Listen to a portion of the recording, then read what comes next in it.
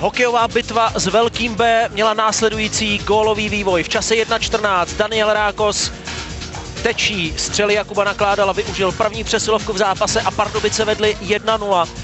Tenhle stav vydržel až do 40. minuty v čase 39:37.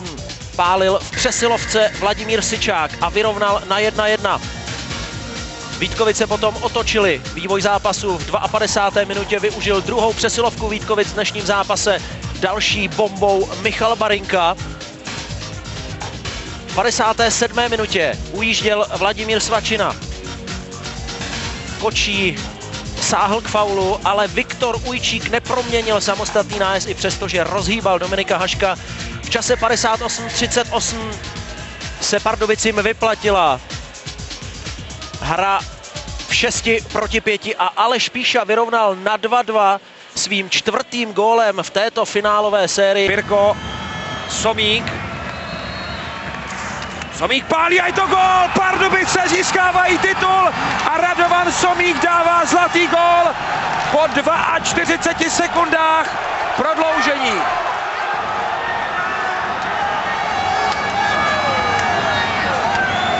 První střela nastaveného času končí v síti Pardubice i po třetí v letošním playoff. Vítězí v nastaveném čase, tentokrát velmi rychle. Alojz Hadamčík bude na svůj mistrovský titul muset čekat. A obrovská radost, Pardubice získávají 5. mistrovský titul v historii a zvednou velký pohár. Byla velmi vydařená Somíkova střela, kdy se dostal po levé straně ke střele, dostal tam prostor.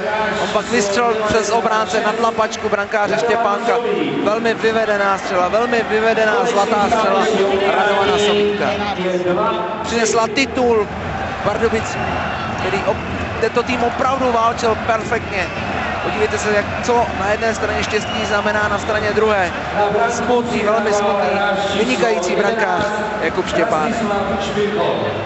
Pro ně je to hořký konec a Dominik Hašek slaví svůj 3. mistrovský titul, ale první český. Doplňuje tak svou sbírku o další skvělý drahokam. Pardubice mohou ve své hale přemýšlet, kam umístit 5. sloup, protože ty 4 tradiční sloupy už jsou standardami označující mistrovské tituly obsazeny. Tohle je 5. mistrovský titul, 5. radost hokejového města z východu Čech.